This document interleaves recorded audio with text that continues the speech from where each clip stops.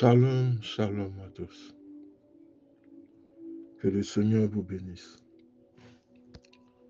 et que toute la gloire lui revienne. Nous allons continuer notre enseignement sur la parabole du bon samaritain. Un spécialiste des Écritures intervient alors pour tendre un piège à Jésus. Il lui pose ainsi la question: Maître, que dois-je faire pour être sauvé? Lui qui est docteur de la loi pose cette question à Jésus de Nazareth. Que dois-je faire pour être sauvé? Lorsque les spécialistes des Écritures, remplis de mauvaises intentions, interpellent Jésus comme ils interrogeaient un docteur de la loi, le faisant, ils témoignent de l'impact profond que Jésus a déjà sur la population de son époque. Indirectement, le docteur de la loi relève l'autorité de Jésus en matière de spiritualité, de morale, mais pointe aussi une certaine quête légitime qui pourra être la nôtre. Posons la question à Jésus, lui qui est docteur de la loi, non seulement voulant le piéger, mais il affirme son autorité sur toutes choses. Il pose la question à Jésus de Nazareth. Ce faisant, il révèle son autorité, sa suprématie en matière de spiritualité, de morale. Mais il pointe aussi une certaine quête légitime qui pourra être la nôtre. C'est-à-dire, que devons-nous faire pour être sauvés? En tant que personne cherchant comment vivre en accord avec la volonté divine, nous sommes des chrétiens. Nous ne pouvons pas poser un acte qui ne rentre pas dans la volonté de Dieu. Les Écritures sont pour nous un frein, une barrière, un obstacle. Développons des enseignements pour nous permettre de savoir comment nous devons être sauvés et comment nous devons marcher. Nous ne pouvons pas marcher selon notre propre volonté, mais nous devons accomplir la volonté de Dieu. Un chrétien ne cherche pas à satisfaire son ego, mais il cherche toujours comment satisfaire la volonté de Dieu. N'oublions pas que la volonté de Dieu prime sur notre volonté, sinon annule nous-mêmes notre volonté. Ce qui restera en nous, c'est comment appliquer la volonté de Dieu. Nous sommes en recherche de réponses sur le bon comportement devant Dieu, sur ce qui est juste, ce qui est vrai, dans une société complexe, dans une société déroutante. La société dans laquelle nous sommes est une société qui est en train de se détruire. Quand nous voyons comment, de part et d'autre, les États s'arment et surarment, celui qui aura le missile le plus puissant par rapport à l'autre, nous sommes en train de nous détruire. Nous sommes dans une société qui est complexe. Et face à cette situation, nous devons chercher la volonté de Dieu. Ce n'est pas parce que le monde est en train de se détruire que nous allons manifester une sorte de frayeur, parce que nous n'allons pas y échapper. Et que la volonté de Dieu doit s'accomplir d'une manière comme d'une autre. Les prophéties du Seigneur sont celles qui ont autorité, et c'est celles qui devront s'appliquer. Nous sommes dans un monde, et nous devons chercher le bon comportement devant Dieu, ce qui nous permet de réjouir le cœur de Dieu. Cette dynamique du questionnement nous interpelle aujourd'hui. Vivons-nous dans un monde où les questions existentielles demeurent pressantes? Cherchons-nous aussi des réponses aux choix qui sont moraux et spirituels à la fois? chercher Dieu participe de notre existence sur cette terre. La Bible dit l'âme qui pêche, c'est celle-là qui mourra. Ce sont les questions de notre existence. Qu'est-ce que nous cherchons véritablement? La vie éternelle ou la vie dans ce monde? N'oublions pas que nous sommes des ambassadeurs, donc passagers sur cette terre, dans ce monde. Aujourd'hui, nous comprenons avec tout ce qui se passe. Quand le Seigneur dit, vous êtes dans le monde, mais vous n'appartenez pas au monde. Parce que le monde est rempli de haine, de destruction, de jalousie, d'angoisse, de stress, de sorcellerie, de sacrifices humains. Ce n'est pas le monde du Seigneur.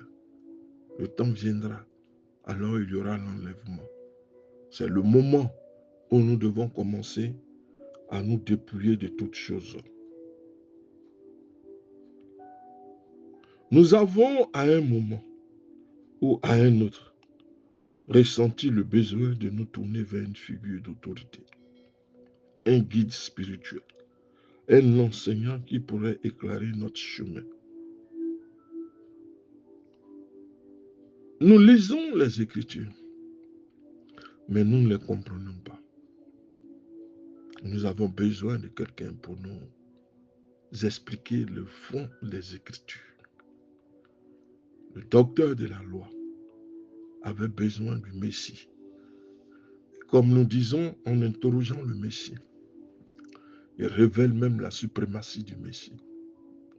Parce que les docteurs de la loi ne voient pas dans le Messie la personne suprême pour les éclairer.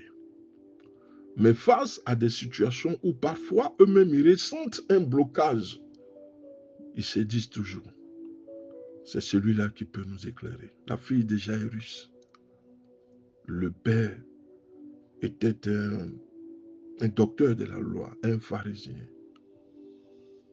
Mais sa fille était en train de mourir. Il a mis ses préjugés de côté, ses formations religieuses de côté. Il a dit, il y a une personne qui est avec nous. C'est celle-là qui peut sauver ma fille. Il s'est prosterné devant le Messie. Il a reconnu l'autorité du Messie. Sa fille est en train de mourir. Alors le Messie s'est mis en route. Il a ressuscité la fille de Jairus. Devant toute situation, nous avons besoin d'un guide. Quelqu'un qui va nous conduire, qui va nous aider à faire de bons choix. Avons-nous à un moment ou à un autre ressenti le besoin de nous tourner vers un guide, une figure d'autorité, un guide spirituel, un enseignant qui pourrait éclairer notre chemin? En cela, Jésus représente le modèle de sagesse, de compassion, d'humilité. Il sait toutes choses. Il est l'autorité de Dieu, mais il s'est soumis à tous dans l'humilité la plus totale. Au point que ceux qui le voyaient se moquaient de lui, disant que est-ce que c'est véritablement le Messie qui doit venir? Mais le Messie ne vient pas frapper les regards. Il est venu pour transformer ta vie. Les gens pensaient qu'il était venu les sortir complètement de la domination de la tyrannie romaine. Mais il est venu plutôt pour que ton âme soit sauvée. Laisse les gens s'entretuer, s'entre-déchirer. On aura beau leur parler, ils vont chercher l'hégémonie humaine plutôt que l'autorité divine. Cherchons le Seigneur. Marchons avec le Seigneur dans les profondeurs. Nous avons besoin d'un guide pour nous éclairer. Et le meilleur modèle de sagesse, d'humilité, de compassion se trouve dans la personne de Yoshua le Messie. En relançant la question, qui est mon prochain? Jésus nous pousse à réfléchir sur nos rapports avec les autres. Mais cela va au-delà de la simple richesse de réponse. Il s'agit d'un véritable appel à l'action. Sommes-nous prêts à tourner notre regard vers cette source de sagesse et d'amour qu'est Jésus pour qu'il nous aide à comprendre notre place dans ce monde? Comment agir avec bonté envers autrui? Parce que, vu la parabole du Samaritain, celui qui a eu de la compassion, c'est le Samaritain. Il a eu compassion de son frère. Nous sommes dans un monde et nous devons poser la question au Seigneur. Quelle attitude, quelle relation dois-je avoir avec les autres? Nous devons également nous interroger sur la qualité de nos propres questions. Cherchons-nous vraiment la vérité ou restons-nous enfermés dans notre certitude? Sommes-nous ouverts à recevoir les enseignements de ceux qui nous entourent, y compris ceux qui peuvent sembler être différents de nous? Ce n'est pas parce que nous ne sommes pas de la même congrégation, de la même église, que nous allons rejeter les enseignements des autres. C'est à nous d'être comme les chrétiens de Béret. Nous pouvons écouter d'autres prédications, mais nous devons rester conformes aux Écritures. D'autres personnes peuvent nous enseigner. Nous pouvons recevoir les enseignements de d'autres. Si nous parlons de la parabole du Samaritain, c'est parce que le Samaritain n'a pas fait fi des religions, mais il a mis en avant le côté humain, l'humanité, la compassion, ce qui aujourd'hui a fui les églises et les cœurs, où la méchanceté, la haine s'est installée, la jalousie ont prévalu. Lorsque nous marchons dans la maison du Seigneur, nous devons développer la compassion dans nos relations humaines. Nous ne devons pas rejeter les autres sous prétexte qu'ils ne sont pas chrétiens. Ceux qui sont chrétiens ont rejeté le brigand. Il n'y a que le Samaritain, issu d'aucune religion, a manifesté l'amour et la compassion. C'est pourquoi le Seigneur nous dit de faire attention dans nos relations avec les autres. Sommes-nous ouverts à recevoir les enseignements de ceux qui nous entourent, y compris ceux qui peuvent sembler être différents de nous? En ce sens, Jésus nous pousse à une introspection profonde, à nous tourner vers lui, à écouter sa voix dans toute notre quête spirituelle. Prenons le temps de méditer sur la manière dont nous interrogeons notre foi, notre comportement. Posons-nous les bonnes questions.